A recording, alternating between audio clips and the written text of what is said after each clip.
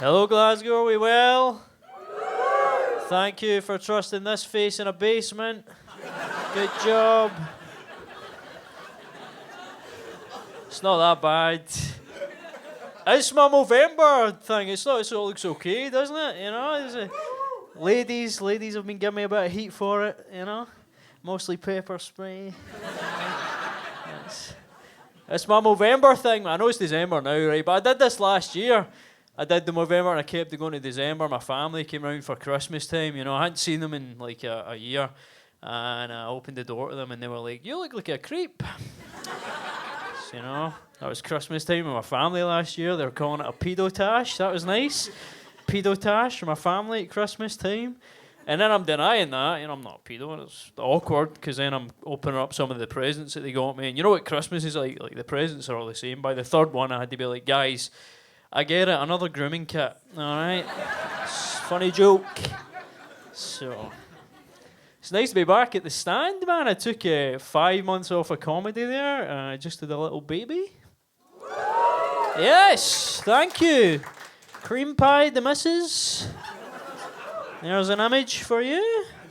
Life is truly a miracle, and no, it's all right, man. Dad life is good. I'm the fifth of my friends to have a kid, right? So like 5 of my mates, or 4 of my mates have kids, right? So it's not been too bad. Because I was scared, you know, because we were trying for 3 years. And I asked my mates for advice, but I have like scumbag mates, so I get scumbag advice. Like my mate Darren's like that to me. "Listen, mate, don't worry. Babies are easy. You can leave a baby for a couple hours. You can forget to feed a baby. It'll live." And I was like, "Yes, it will, Darren, with a foster family." Yes. He got annoyed at me. He's like, "Listen, pal, my 2 have turned out just fine." I said, "You've got 3. 3 kids there, Darren. 3 of those kids." So it's good, man. It took us a while. We tried for 3 years, right? It wasn't happening, so we had to go to fertility tests and all that. So we're like, "Oh, it's not going to happen." So you just get used to it after a while. Like, "Oh, I'm never going to have a baby." And then when it happens, you're excited, but you're scared at the same time. So we went for all the scans and all that, and things were good. And then finally we get far enough along that the doctor was like, you know, gave us the all clear. "You're all good. You've got 1 in the oven." And he was born 4 weeks early. Turns out we had 1 in the air fryer. Yeah, man. It's mad how you cook them. It's, you know, my cousin had a water birth, poached that kid. It's,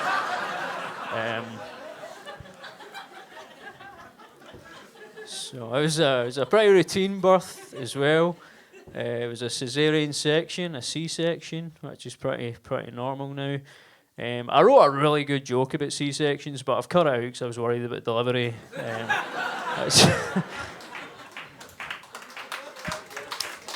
So it was an emergency section, right? So we weren't planning it was going to be a normal birth, and then the baby wasn't coming.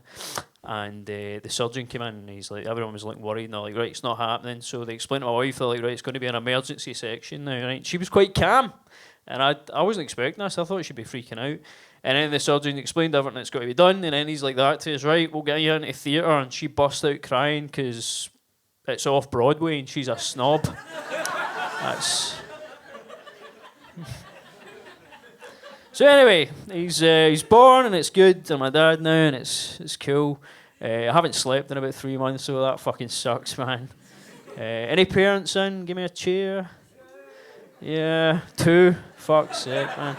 Shows you what the economy's done to us. How bad? No one warned me how bad this fucking lack of sleep was going to be, man. Everyone's just being, "Oh, catch up your sleep." I'm fucking dying here, man. He's in his own room now, right? So we've got him. He's in his cot, and then we watch him with a monitor next door, right? But he just cries all the time. It's brutal. And I was looking up with the experts saying they're like, "Just talk to him, you know, comfort him, let him know you're there, you know. Just whatever you need to do, ask him questions, right?" So I ask this kid questions, man. It's like a police interrogation at this point, to be honest. That's what it feels like. Like my partner's watching from the next room. You know what I mean? He's already behind bars. You know what I mean? We had these prints done at nursery. Like I had to level with him. I was like, "Listen, kid, I pulled your file. It says here you kicked a pregnant lady in the stomach.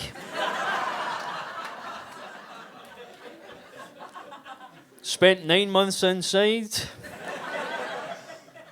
Got out. Immediately put in a register. He started crying and my wife's like, let's phone NHS 24 again. I said, he's had his fucking phone call. Fucking. Threw the book at this kid. But it was a pop-up book, so he enjoyed it. He actually... So I had a kid, man. It makes you think about what's kind of important to you, man. I worry about like what shit's going to be like when he grows up, you know.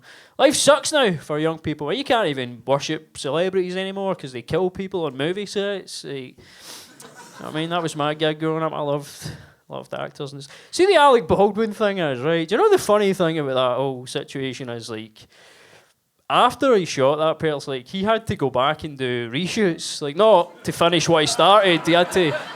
He had to go back and finish the movie, but poor Alec Baldwin. I don't know if you've seen this, right? It was quite sad. There was a thing, someone interviewed him on the set after it all, right?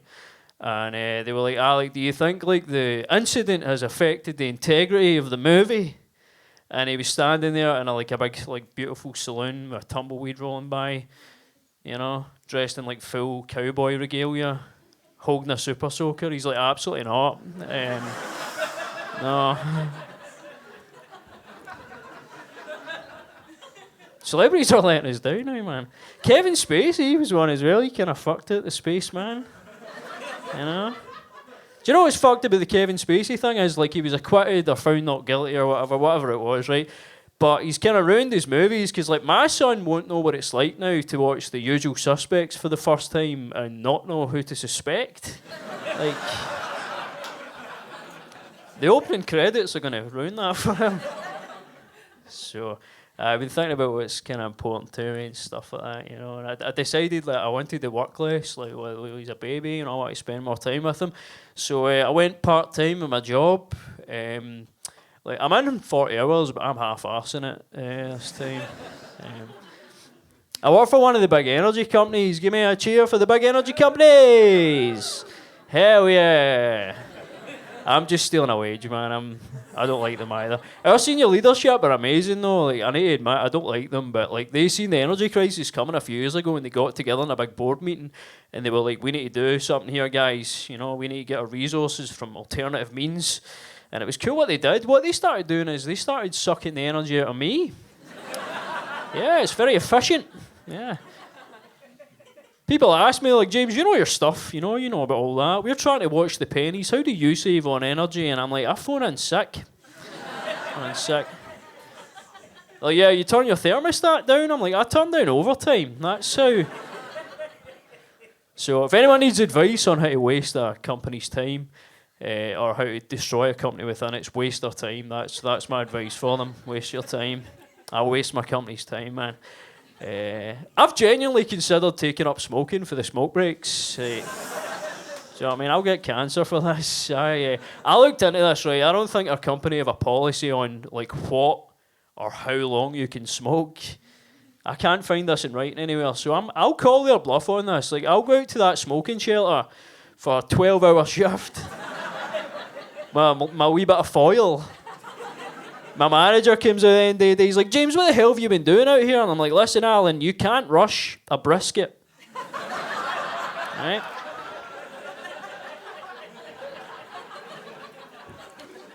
So I'll finish on this, man. My work's quite boring. The best thing about my work just now is I work with 3 old guys, right? 3 pensioners. Well, almost pensioners, and they're fed up, right? They've just had enough. They use the word fucking woke constantly. They just hate everything, right? But our workplace just now is decorated in rainbows, right? You've all seen it. Every workplace is the same. And under the rainbow is a slogan. It says "inclusive for all," right? These guys hate it. One of the guys came up to me all day and he was like, "Have you seen this pish?" He's like, "Inclusive for all? A lot of shite, not interested, won't be me." And I was like, all right, okay. And he's like, aye, mate, I can't wait to get out of here. And I was like, where are you going? And he went, Tenerife. Inclusive for all. I want to get shite over there. My wife booked it, all the food and drinks paid for the entire week. And I was like, Brian, I hate to break it to you, but they call that something. Well, tell them you're not interested. Glasgow, this has been lovely. It's good to be back. Enjoy the rest of your night. I've been James McLuskey. Thank you.